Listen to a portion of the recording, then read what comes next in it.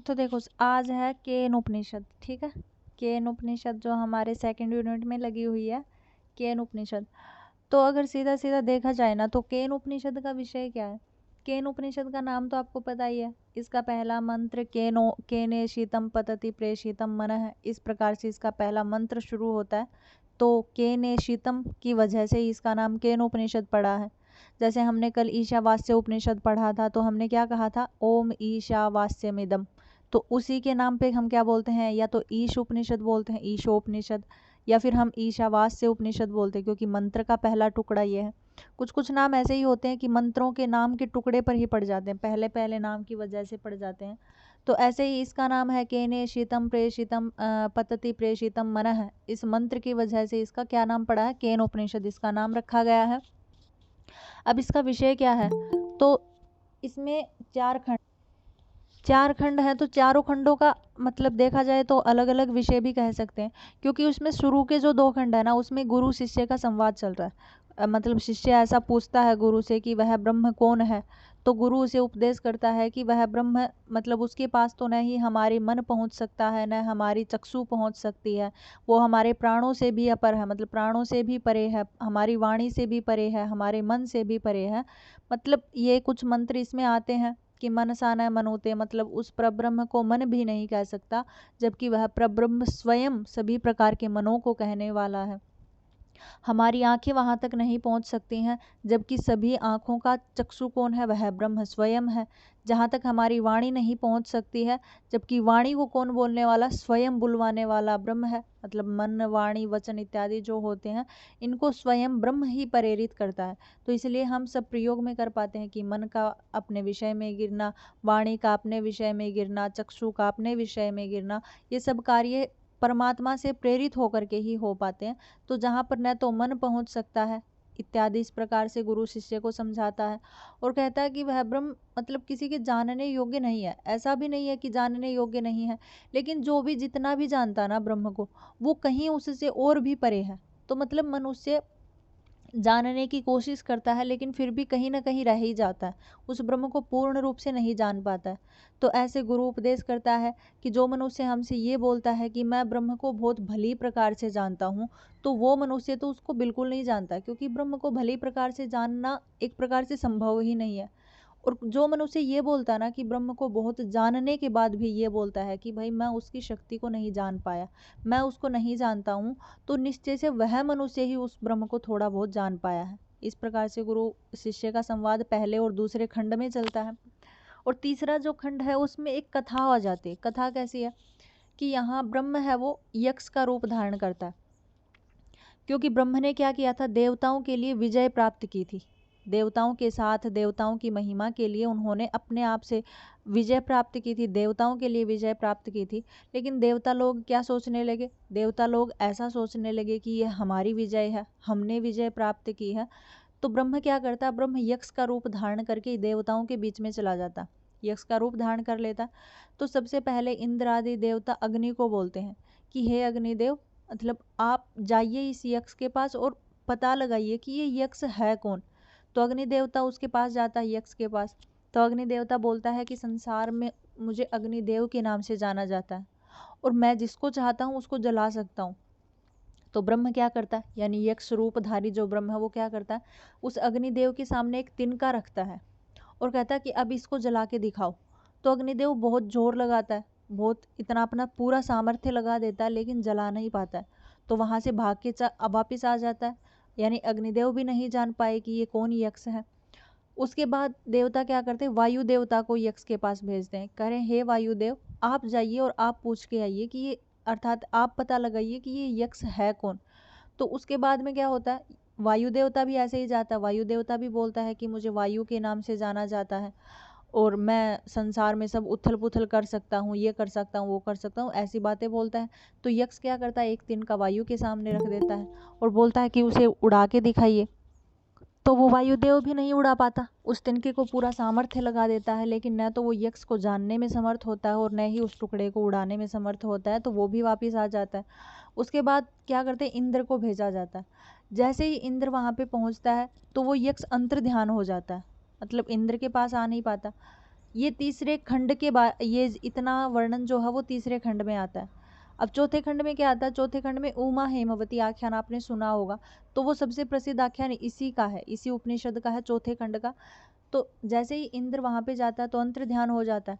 अब अंतर ध्यान होने के बाद वहाँ पे उमा मिलती है, उमा यानी हिमालय की पुत्री जो पार्वती, वो इन्हें मिलती हैं। तो इंद्र इनसे पूछता है कि ये यक्ष मुझे देख करके अंतर ध्यान हो गए हैं, ये कौन थे? तो फिर उमा इन्हें बताती है कि ये स्वयं ब्रह्म है। आपने देवताओं ने अपनी विजय स्वीकार कर ली थी, आपने ऐसा मान लिया था कि ये हमारी ही विजय है, इसलिए ये ब्रह्म क्या करके आए हैं? यक्ष का रूप धारण करके आए हैं।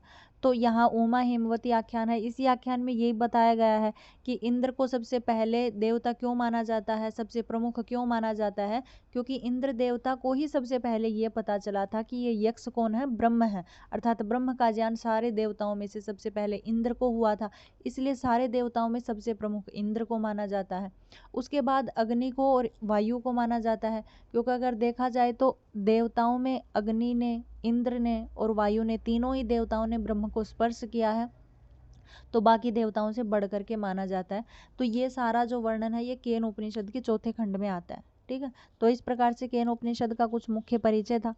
अब कह रहे इस उपनिषद में 4 खंड हैं। ये तो बता ही दिया मैंने कि इस उपनिषद में 4 खंड हैं। प्रत्येक खंड में, पहले खंड में 8 मंत्र हैं, दूसरे खंड में 5 मंत्र हैं, तीसरे खंड में 12 हैं और चौथे खंड में 9 हैं। ये गद्यात्मक टाइप से है। ये 12वां और 9 मंत्र जिसमें थोड़े से गद्य टाइप में आते हैं।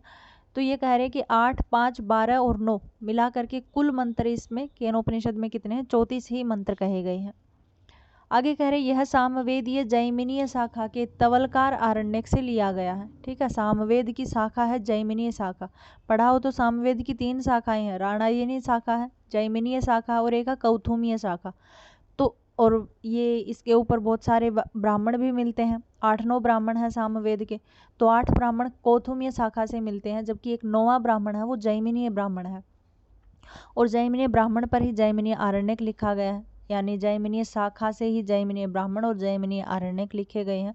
तो उसी आरण्यक का भाग, उसी आरण्यक के चौथे अध्याय का 10वां जो अनुवाक है ना, उसी अनुवाक को केनोपनिषद के नाम से कहा जाता है।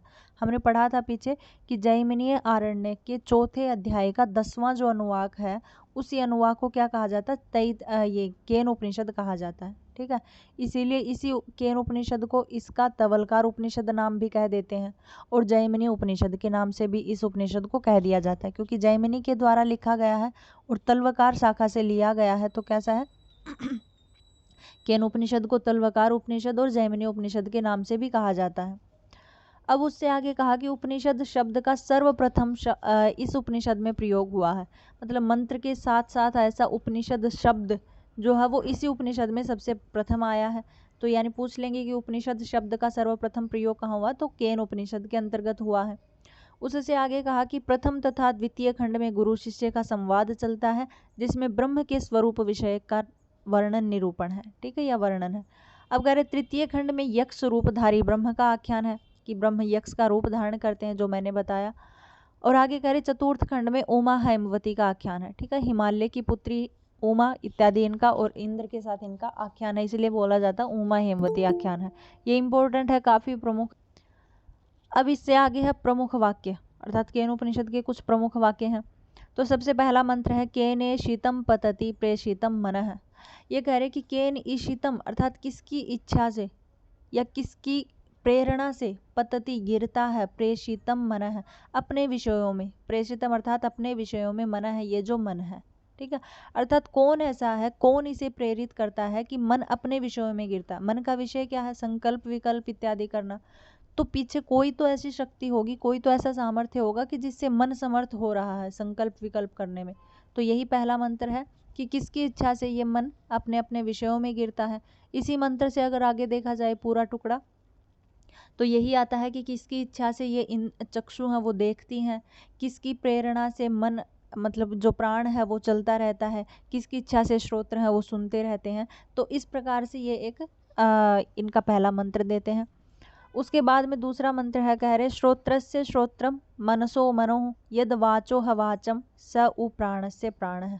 ये ब्रह्म के बारे में विषय है, मैंने बताया था पहले दूसरे खंड में ब्रह्म का ही विषय है, ब्रह्म के स्वरूप का निरूपण है।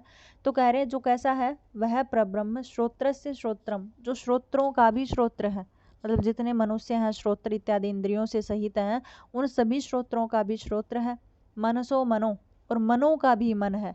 यद वाचो है वाचम, जो वाणियों का भी वाणी है, और प्राणस्य प्राण है, और प्राणों का भी प्राण है, वही कौन है, वही परब्रह्म माना जाता है। उससे आगे कहा धीरा प्रत्या अस्मान लोका अमृता भवंती, ये प्रमुख है। कह रहे धीरा, जो विद्वान मनुष्य होते हैं, धीर वीर जिसको बोलते हैं, धीर मनुष्य या विद्वान मनुष्य जो होते हैं, वो प्रत्यय होता है संसार में आवागमन करना, मतलब मृत्यु हो गई फिर से दोबारा जन्म ग्रहण कर लिया, फिर मृत्यु हो जाती है फिर से जन्म ग्रहण कर लेना पड़ता, वो उसको बोलते प्रत्यय भाव। तो कह रहे जो प्रत्यय अर्थात मृत्यु लोक को छोड़ करके, लोका, इस लोक को बिल्कुल छोड़ करके अमृता भवंती, अमृत लोक को प्राप्त हो जाते हैं, वो कौन होते, धीर मनुष्य, अर्थात उस परब्रह्म परमात्मा को जान लेने वाले जो विद्वान लोग होते हैं, वो असमान लोका, इस लोक को छोड़ करके, प्रत्यय अर्थात आवागमन के इस कर्म को छोड़ करके अमृता भवंती, अमृत लोक को प्राप्त हो जाता है। ठीक है, अर्थात विद्वान मनुष्य उस ब्रह्म को जान करके क्या करता है, मृत्यु लोक को छोड़ करके अमृत लोक को प्राप्त हो जाते हैं। यह मृत्यु लोक को छोड़कर बीच में छूट गया, मृत्यु लोक को छोड़ करके अमृत लोक को प्राप्त हो जाते हैं। उससे आगे कहा न तत्र चक्षुर गच्छति न वाग गच्छति न मनोह, अर्थात उस परब्रह्म परमात्मा तक न तो चक्षु पहुंच पाता है, न वाग गच्छति, न हमारी वाणी वहां तक पहुंच सकती है, और न हमारा मन वहां तक पहुंच पाता है। ठीक है, अर्थात वह परब्रह्म तो चक्षु से भी परे है, वाणी से भी परे है, और मन से भी परे है। न वहां पे चक्षु पहुंच सकता है, न वहां पे मन पहुंच सकता है, और न ही वहां पे वाणी पहुंच सकती है। आगे दिया तदेव ब्रह्मम त्वम विद्धि नेदम यदम यद उपासते, ये कह रही कि तदेव ब्रह्मम त्वम विद्धि, अर्थात हे मनुष्यो तुम लोग उसी को ब्रह्म जानो। ये जो ऊपर बताया गया है कि न तो वो श्रोत्रों वाला है, न ही इंद्रियां वहां तक पहुंच सकती हैं, अर्थात कोई मूर्तिमान नहीं है, तो उसी को तुम ब्रह्म जानो। न इदम यदम उपासते, यद इदम अर्थात जिसकी तुम उपासना करते हो, जिसकी तुम पूजा इत्यादि करते हो, न इदम वो ब्रह्म नहीं है, जो ऊपर हमने बताया है वही ब्रह्म है। इसलिए हे विद्वानों तुम उसी को ब्रह्म जानो। यद इदम उपासते, जिसकी तुम उपासना करते हो, न इदम वह ब्रह्म नहीं है। उसे आगे एक प्रमुख वाक्य करे अविज्ञातम विज्ञानतम विजातम अविज्ञानतम, कहते कोई मनुष्य कहता है कि अविज्ञातम अर्थात मैं उस ब्रह्म को नहीं जानता हूँ, मैं उस ब्रह्म को जान ही नहीं सकता हूँ। तद विज्ञानतम, वो मनुष्य कुछ कुछ उस ब्रह्म को जान पाया है, क्योंकि कुछ कुछ जान पाया इसीलिए वह यह बोल रहा कि मैं उस ब्रह्म को नहीं जान सकता, क्योंकि उसको कोई नहीं जान सकता है। तो इसलिए अविज्ञातम, जो नहीं जान सकता उसी के द्वारा कुछ कुछ जाना हुआ है। और आगे कहा विज्ञातम अविज्ञानतम, और जो मनुष्य ये बोल देता है कि विज्ञातम, कि मैं उस ब्रह्म को भली प्रकार से जानता हूँ, तद अविज्ञानतम, वो तो उस ब्रह्म को किंचित मात्र भी नहीं जानता। ठीक है, तो वह ब्रह्म कैसा है, अविज्ञातम विज्ञानतम, न जानने हुए के लिए जाना हुआ सा है, और विज्ञातम अविज्ञानतम, और जो जाने हुआ ऐसा बोलता है कि मैं जानता हूँ, उसके लिए वह ब्रह्म अविज्ञानतम, न जाना हुआ सा है। आगे कहा विद्या विंदते अमृतम, अर्थात विद्या के द्वारा ही अमृतम, अमृत लोक की प्राप्ति या अमृता इत्यादि की विंदते प्राप्ति होती है, या प्राप्ति कही जाती है कि विद्या से ही अमृत लोक की प्राप्ति होती है। ये कल ऐसा वाक्य आया था, मैंने बताया था ना, ईश उपनिषद में ऐसा वाक्य आया है विद्या अमृतम अश्नुते, वहाँ पे ऐसा शब्द प्रयोग होता है विद्या अमृतम अश्नुते, और यहाँ कैसा होता है विद्या विंदते अमृतम। ठीक है, ये दोनों अलग अलग ध्यान में रखना, ये केन उपनिषद दोनों प्रमुख वाक्य हैं। उसके बाद में है ब्रह्मा है देवेभ्यो विजिज्ञ, अर्थात ब्रह्मा ने ही देवताओं के लिए विजिज्ञ अर्थात जीतने की इच्छा की और जीत को हासिल किया या जीत को प्राप्त किया था, विजय को प्राप्त किया था। ये तीसरे का आ जाता है यक्ष का जहाँ पर होता है। उसके बाद में है उपनिषदम भो ब्रूहि उक्ता, अर्थात हे गुरु मुझे भी आप उपनिषदम ब्रूहि उक्ता, अब मुझे भी उपनिषदों का ज्ञान प्राप्त कराइए, अर्थात मुझे भी उपनिषद कहिए।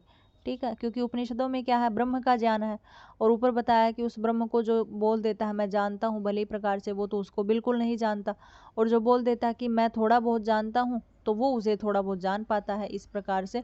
तो ऐसी ऐसी उपनिषदों का जिसमें ब्रह्म का गुह्य ज्ञान प्राप्त होता है, जिसमें ब्रह्म का छिपा हुआ जो ज्ञान प्राप्त होता है, ऐसी उपनिषदों को हे गुरुदेव मेरे लिए भी आप ब्रूहि कहिए। उससे आगे कहा तस्यै तपोदमः कर्मेति प्रतिष्ठा वेदा सर्वांगानि सत्य आयतनम। ये कह रहे कि उस ब्रह्म का आधार क्या है, यानी उपनिषदों में कहा गया जो ब्राह्मी है उसका क्या आधार है, कहते हैं उसे तप है, तप के द्वारा, दम है, दम के द्वारा। दम बोलते हैं इंद्रियां, जो हमारी बाह्य इंद्रियां होती हैं इनका सबका शमन कर देना, अपने मतलब बाहरी विषयों से हटा करके मात्र हम ब्रह्म में ही लगा देते हैं, वो दम होता है। कर्मेति, और कर्मों के द्वारा ही ये क्या है, प्रतिष्ठा, इसके आधार है। वेदा, वेद सारे, सर्वांगानी, और वेदों के जो अंग, वेदांग इत्यादि हैं, सत्यम आयतनम, वो इस ब्रह्म के आधार को कहते हैं या इस ब्रह्म की महिमा को गाते हैं। मतलब ब्रह्म कैसा है कि तप के द्वारा, दम के द्वारा, कर्म के द्वारा और वेदांगों के द्वारा ही जाना जा सकता है, क्योंकि ये ही सारी जो तप, दम, कर्म इत्यादि जो हैं वो ही उस ब्रह्म की प्रतिष्ठा है, वही उस ब्रह्म का आधार है, और सत्यम आयतनम वही उस ब्रह्म का सत्य आयतन है, अर्थात हमें दिखाने वाले हैं। आगे कहा यो वा एतामेव वेद अपहत्य पापान्मने अनंते स्वर्ग लोके जय ये प्रतिष्ठति। ये कह रहे कि जो मनुष्य एतामेव वेद है, एतामेव अर्थात जो ये केन उपनिषद पूरी कही गई है, इस उपनिषद को बिल्कुल ऐसे ही तरीके से एतामेव अर्थात जैसी कही है वैसे ही वेद जान लेता है, तो अपहत्य पाप मानम, उसके सारे के सारे अपहत्य नष्ट हो जाते हैं, पाप मान है अर्थात उसके सारे पाप नष्ट हो जाते हैं या क्षीण हो जाते हैं, और वह मनुष्य कैसा हो जाता है, अनंते स्वर्ग लोके जय, वह अनंत स्वर्ग लोक को प्राप्त हो जाता है और प्रतिष्ठति उसी में जाकर के तिष्ठित हो जाता है। अर्थात जो जैसी ये उपनिषद बताई गई है, एताम एव वेद है, अगर इस उपनिषद को वो वैसा ही जान लेता है जो मनुष्य, तो उसके अपहत्य पाप मान है, उसके सारे के सारे जो पाप हैं वो अपहत्य नष्ट हो जाते हैं। अनंते अर्थात महान स्वर्गलोक की उसे जय प्राप्ति हो जाती है, और प्रतिष्ठति वह उसी में तिष्ठित रहता है, और उसी स्वर्गलोक में वह ब्रह्म को जान करके आनंदित रहता है। ठीक है, तो ये थी केन उपनिषद। आई थिंक आपको समझ में आई हो, जहाँ से न समझ में आई हो वहाँ से मुझे बता देना। ठीक है।